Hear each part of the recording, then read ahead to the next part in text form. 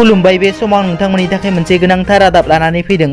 BTR गोरोबथानि सायाव सावरायनाय हाबाफारिनिफ्राय ओंखारलांदों बिपिएफनि आफादगिरि हाग्रामा महिलारी आरो मन्थ्रि प्रमिला रानी ब्रह्मआ।